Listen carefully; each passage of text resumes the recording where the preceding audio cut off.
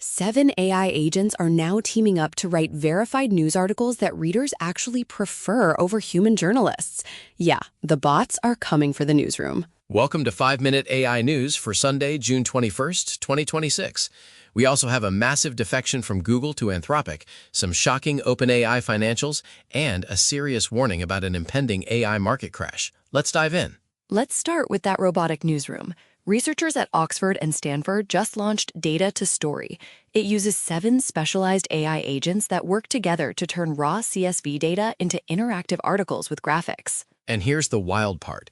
It provides verifiable source links for 93% of its statements.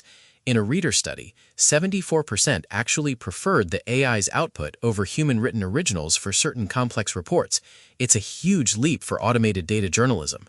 Speaking of making AI more efficient, Apple just made a huge splash at WWDC 26. They unveiled Core AI, which is officially replacing Core ML. It lets developers run large language models entirely on-device using Apple Silicon. That is massive for privacy. By running custom PyTorch or open-source models right on your phone or Mac, you don't have to rely on constant cloud connections. It's going to make generative AI apps so much faster.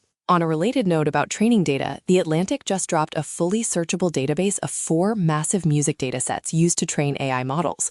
We're talking collections with up to 12 million tracks. This is a big win for transparency. Artists can finally search to see if their work was used without permission by companies like Google and Stability. It's going to fuel some major copyright battles. Shifting to the business side, the talent war just went nuclear. Nobel laureate John Jumper, the mastermind behind AlphaFold at Google DeepMind, is jumping ship. He's heading over to rival company Anthropic. That is a staggering loss for Google. His expertise could completely supercharge Anthropic's research capabilities.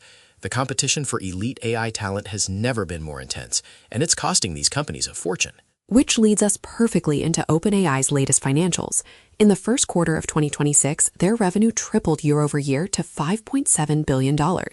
But get this, they burned through $3.7 billion in that same quarter. A huge chunk of that burn, over $2.3 billion, was just stock-based compensation. They do have $73 billion in reserves to weather the storm, but they are spending aggressively to scale operations and fight off competitors. All that spending has some experts worried. NYU finance professor Aswath Damodaran is warning that a potential AI market crash could actually be worse than the dot-com bust. His reasoning is fascinating. Unlike the software-focused dot-com era, the AI industry is heavily invested in physical infrastructure financed by massive debt. Plus, the core business model often aims to replace entire jobs, which brings huge economic risks. Despite those risks, the tools keep evolving. OpenAI just rolled out a record and replay feature for its Codex macOS app. You just demonstrate a workflow once, and Codex turns it into a reusable skill that runs automatically. It's a game changer for repetitive tasks, though it's currently blocked in the EU, the UK, and Switzerland. Meanwhile, ChatGPT is also getting a workflow upgrade with a new scheduled page to manage all your active and recurring tasks. Right, and the research tasks can now constantly search the web and your connected apps, only pinging you when there's a significant change. It really pushes ChatGPT further into true personal assistant territory. Just don't get too attached to that assistant. Signal CEO Meredith Whittaker issued a stark warning this week.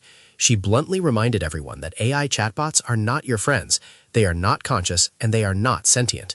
A very timely reality check. And speaking of reality, the EU is currently wrestling with how to define it. A major retail trade association is fighting the EU AI Act, arguing that AI-generated ads shouldn't be regulated as deepfakes. It's a tricky situation. Companies like Zalando are generating 90% of their marketing content with AI now. If a digitally generated living room is classified as a deceptive deepfake, it creates a regulatory nightmare for digital advertising. But the stakes are even higher in the UK. The government plans to use facial age estimation AI at the border next year to determine the age of asylum seekers, despite internal reports showing serious flaws. This is deeply concerning. The technology frequently misclassifies children as adults. Relying on biased, flawed AI in such a high-stakes scenario could result in minors being wrongfully stripped of legal protections and placed in adult detention centers. It's a stark reminder that as AI gets more powerful, the human cost of deploying it unverified can be devastating. We'll be keeping a close eye on that UK border policy as it develops. That does it for today's episode. If you enjoyed the show, please like, subscribe, and leave us a review on Spotify and Apple Podcasts. It really helps us out. Thanks for listening and have a fantastic day.